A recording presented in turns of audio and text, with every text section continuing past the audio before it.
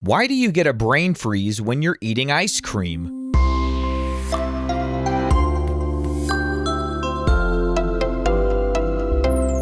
Hi, welcome to Curious Kids Every Day. I'm Josh. How are you doing today?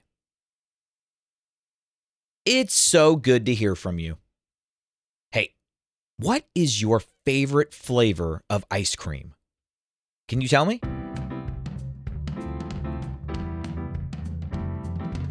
Oh, now I want some ice cream. Those are some delicious flavors. Do you know what my favorite flavor is? Caramel. I love caramel ice cream.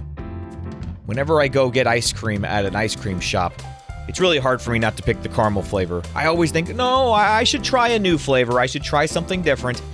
But that caramel always looks so good. I just can't not get the caramel.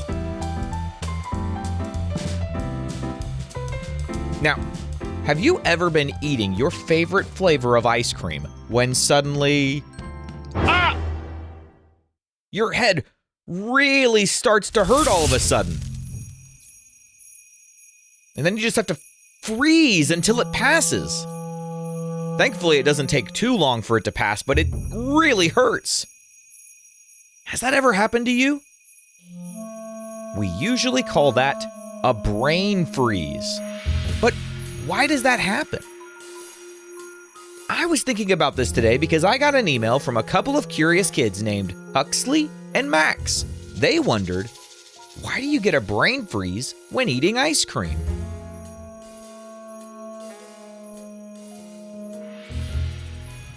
We call it a brain freeze because it feels like your brain is freezing.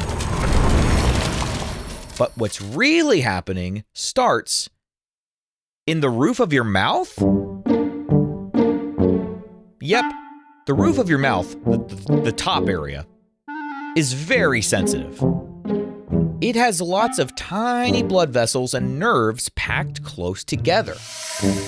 Those nerves are always paying attention to what's happening, especially when something is very hot or very cold.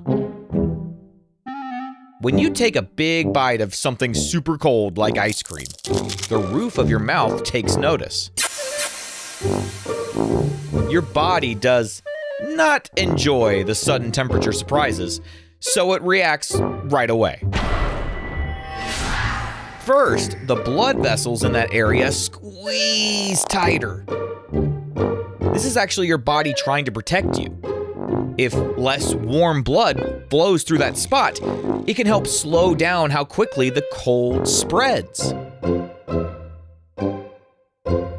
But then, just a moment later, your body tries to fix the problem by warming the area up again. The blood vessels open up quickly so that warm blood can rush in. So your blood vessels do a fast squeeze and then a fast open. It's kind of like your blood vessels are saying, stop the cold from spreading. Okay, now let's warm up. It's too cold. That quick change in blood flow can trigger the nearby nerves.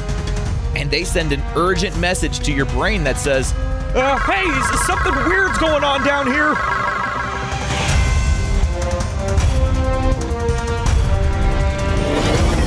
Now, you might be wondering, what does all this have to do with my forehead hurting? Because when you get a brain freeze, it's not the roof of your mouth that hurts, it's your forehead. Well, see, there's a big nerve system in your face called the trigeminal nerve. Can you say trigeminal nerve? It helps your brain feel things in your mouth and your face and, yes, even your forehead. And that's going to be important in a second. When the roof of your mouth gets shocked by cold, the trigeminal nerve can send signals that your brain sometimes maps to the front of your head, your forehead. See, the brain is better at locating pain on the skin than pain deep inside the mouth. So when the trigeminal signal arrives, the brain has to answer a question. Where is this pain actually coming from? Because the forehead and face are places where pain signals are very common and easy to map, the brain sometimes projects the pain there instead. It's basically taking a guess that the hurt is coming from that spot. Basically, your brain is assuming that you just smeared a bunch of really cold ice cream on your forehead. When your brain projects the pain somewhere where it's not actually happening, that's called referred pain. It means pain is felt in a place that's not the real source. So even though the cold started in your mouth, your brain can mistakenly think the pain is coming from your forehead. This is why it feels like a sudden headache right behind your eyes or in the front of your head. Your brain is so good at getting so many signals right all day, every day, that it really stands out when it makes a mistake from time to time. Referred pain is another way of saying the brain kind of got it wrong. The good news is that brain freezes usually don't last long. As soon as your mouth warms back up, your blood vessels calm down, the nerves stop yelling, "Emergency!" and the pain fades away. Now, the next time you get a brain freeze, here's something you can try. You can actually press your tongue against the roof of your mouth. See, your tongue is warm, so it helps bring the temperature back to normal faster. And another trick is, well, this isn't really a trick, this is just something that can prevent a brain freeze in the first place. Another trick is to just take smaller bites and slow down while you're eating, so your mouth has time to adjust to the temperature. All right, let's have a quick quiz. Where does a brain freeze start? It starts in the roof of your mouth. And what does your tongue do that can help a brain freeze go away faster? If you press the tongue up to the roof of your mouth, it can warm the roof of your mouth and help regulate the temperature. What is changing quickly when you get a brain freeze? Your bones, your blood flow, or your hair? Yep, it's your blood flow. Let's play true or false. True or false? Your brain is actually freezing during a brain freeze. False. Your brain is actually just getting a little confused about where the hurt is coming from. True or false? The roof of your mouth has lots of nerves that notice temperature. That is true. True or false? Eating slower can help prevent brain freeze. That's true too. True or false? Brain freezes usually last for an hour. Nope, that's false. They go away quickly.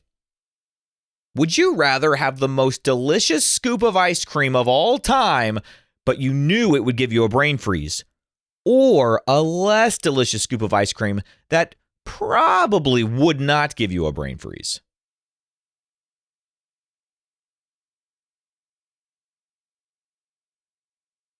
Now, brain freezes really hurt.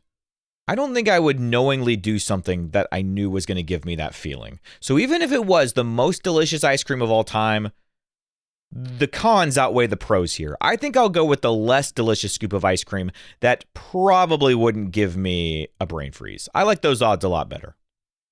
All right, a quick round of what am I? Here we go. What am I? I help your body feel things. I send messages to your brain.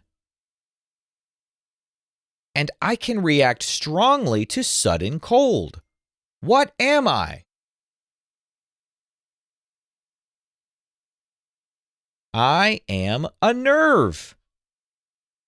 So if you ever get that sudden headache while eating something super cold like ice cream, now you know what's really going on. The cold shocks the roof of your mouth.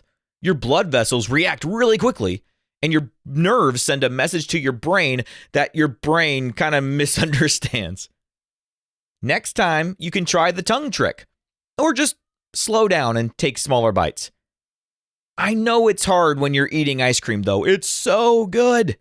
But yes, smaller, slower bites will help prevent those brain freezes, okay? What kind of question do you think we'll ask tomorrow on Curious Kids Every Day? I can't wait to find out. So until then, keep asking questions and stay curious, kids. And we've got a birthday today.